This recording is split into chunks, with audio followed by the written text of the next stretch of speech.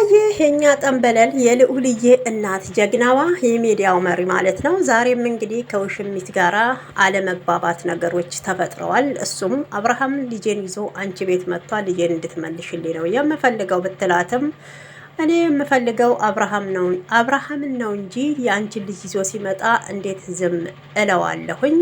ሰበባ ሰበብ እየፈለግሽ እኔንም ሆነ አብርሃምን እንዳታገኝ ብላ እንግዲህ ዝታባት ነበረ ሄርሜላ።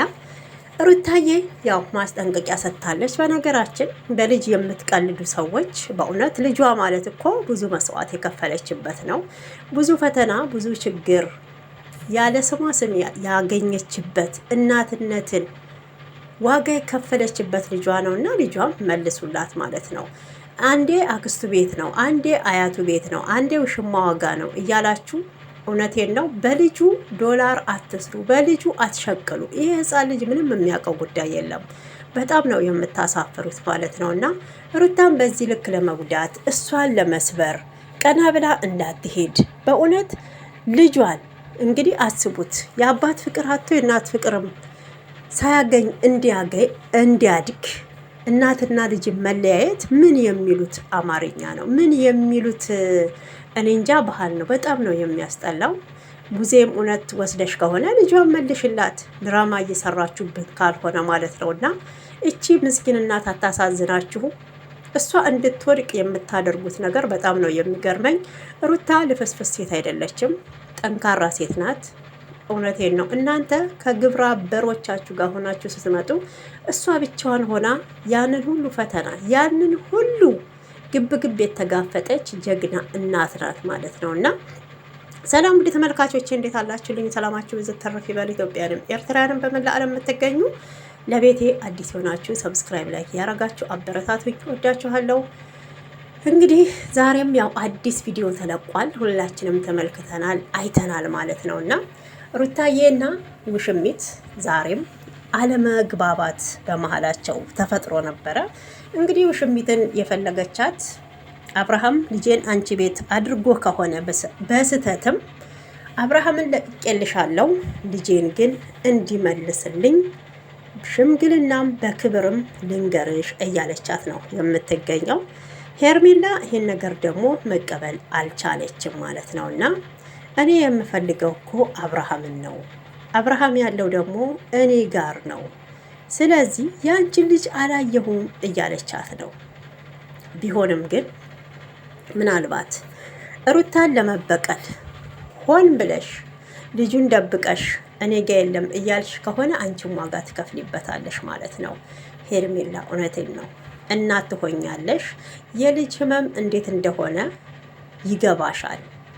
እናትና ልጅን መለያየት ምን አይነት ስሜት እንዳለው በእውነት ያኔ ነው የምትረጂው። አሁን እናት አይደለሽም አንቺ። አሁን የራስሽን ስሜት አስቀድመሽ፣ የራስሽን ደስታ አስቀድመሽ የሰውን ህይወት እያጨለብሽ ነው ያለሽው ማለት ነው። አንዳንዴ እኔ ባንቺ አልፈርድም በእውነት በጣም የምፈርደው በማን ነው? በአብርሃም ነው። እንደ ወንዶች ቆፍጠን ቢል፣ ራሱን ቢያስከብር፣ ቤቱን ቢያስከብር፣ ሚስቱን ቢያከብር ማንም ደፍሮ ሩታ ጋር አይደርስም ማለት ነው። እንግዲህ ባለቤቱን ታልናቁ አጥሩን አይነቀንቁ እንደሚባለው ለራሱ ክብር ስለሌለው እንዴት አድርጎ ነው የልጁን እናትስ የሚያስከብረው ማለት ነው?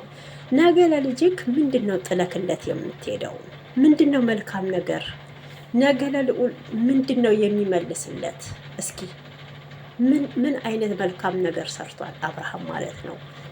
ሁሌም ትዳር ጥሩ እንዳልሆነ ልጅ ያለ አባት ፍቅር እንዲያድግ እያደረገ ያለ እኮ አባት ነው።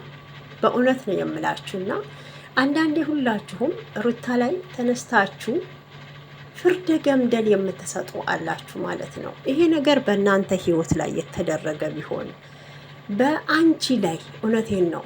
አንዳንድ ሴቶች አላችሁ በእናንተ ትዳር ላይ ይሄ ነገር ቢደረግ ወይ ራሳችሁን ታጠፋላችሁ ወይ ደግሞ የአንድ ሰው ህይወት ታጠፋላችሁ። እውነቴን ነው የምላችሁ እንጂ በዚህ አይነት ንትርክ ህይወታችሁን አትቀጥሉ። ሩታ ያው ተሸናፊ አይደለችም፣ አሁንም ቢሆን አሸናፊ ናት ማለት ነው። እና ቡዜስ ብትሆን ልጁን የመውሰድ መብቱስ አላት ወይ? መውሰድ የሚችለው አባትየው ነው። አሁ አክስት ናት፣ ለልዑል መቼም ታውቃላችሁ፣ ስም እኮ አይፋቅም አይደል? ስም ነው። ስሟን እንግዲህ ብታጥቡትም አይጸዳም፣ አይወጣም ቆሻሻ ስላልሆነ። ምንድን ነው እነሱ አሁን ሀረግ ናቸው፣ ተሳስረዋል። እዚህ በመሀል ልጅ አለ። ቡዜ ስትል የሰማነውን ነገር አለው ባለፈው ቪዲዮ ላይ ማለት ነው። ልጁ ይሄንን ነገር መጥፎ ነገርና አንቺና አብርሃም የምትሰሩትን እያየ ማደግ የለበትም፣ በመልካም ነገር ማደግ አለበት ስትል ነበረ። መጥፎ ነገር እየሰራሽ ያለሽው አንደኛ አንቺ ነሽ ቡዜ፣ በሁለተኛ ደረጃ ደግሞ አብርሃም ነው መጥፎ ነገር እየሰራ ያለው እንጂ ሩታ አይደለችም። ይሄንንም ደግሞ ጠንቅቃችሁ ልታውቁ ይገባልም፣ ታውቁታላችሁ እውነቱ ምን እንደሆነ።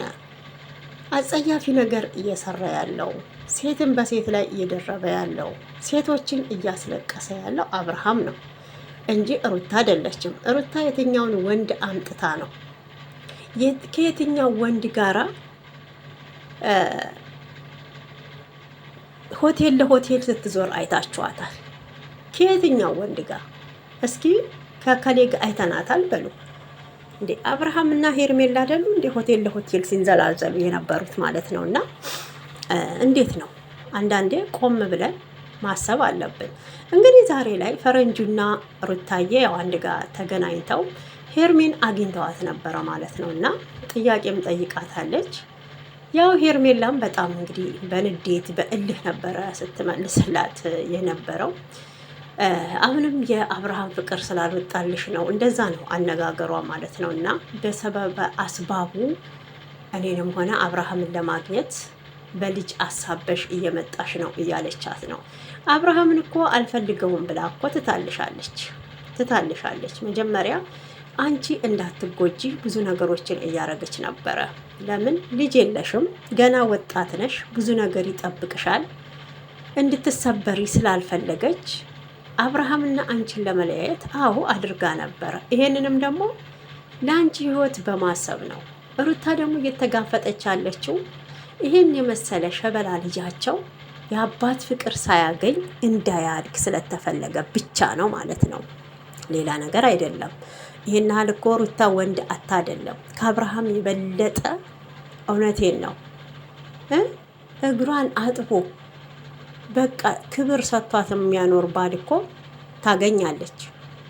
ግን ስላልፈለገችው ነው።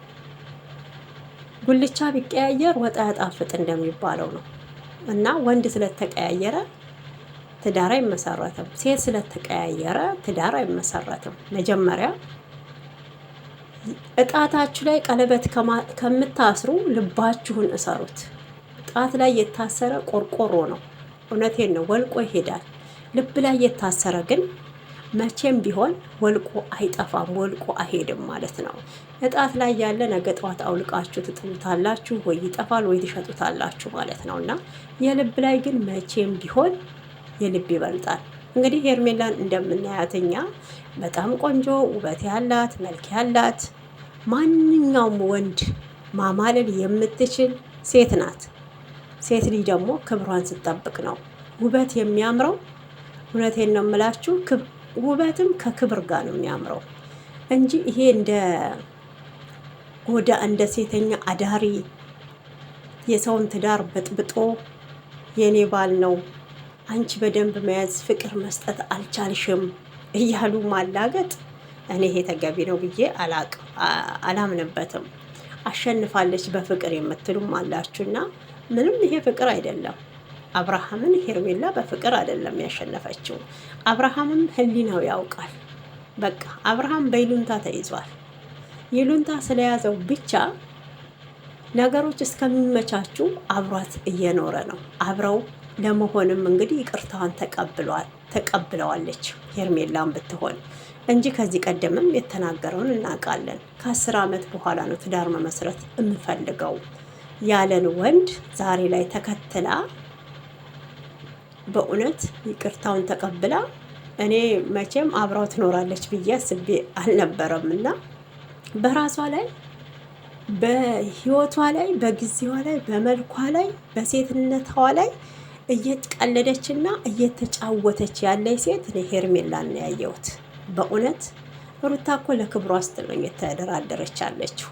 እንደሷ ክብረ ቢስ ስላልሆነች፣ እንደሷ ዘልዛላ ባለጌ ሴሰኛ ሴት ስላልሆነች ምንም ቢሆን እኮ እነጋሽዬም ሽማግሌ የሩታዬ ቤት ሄደው በክብር እኮ ነው ያገባችው። መጀመሪያ በፍቅር ይሁን እንጂ መጨረሻ እኮ በክብር ሽማግሌ ገብቶ ተመርቃ፣ ሽማግሌዎች እንደመረቋት ደግሞ በአመቱ ልዑልዬን ወንድ ልጅ ከነቃጭሎ ዱብ አድርጋ። ይሄ ግን አብርሃም የሚባለው ድንጋይ ራስ ስለሆነ ምንም የሴት ልጅ ክብር አይገባውም። ከሱ እንደውም ኤፍሬም የሴት ልጅ ክብር፣ ትዳር ምን ያህል ክብር እንደሆነ በጣም ጠንቅቆ ያውቃል። የትንሽ ትልቁ ማለት ነው። ለማንኛውም ውድ ተመልካቾቼ ዛሬ ቪዲዮ ይህን ይመስል ነበረ። ሩታዬ የልዑልዬ እናት፣ የሚዲያው መሪ፣ የኛ ጀግና ሩታ ሀብቴ አንበሳዋ ማለት ነው።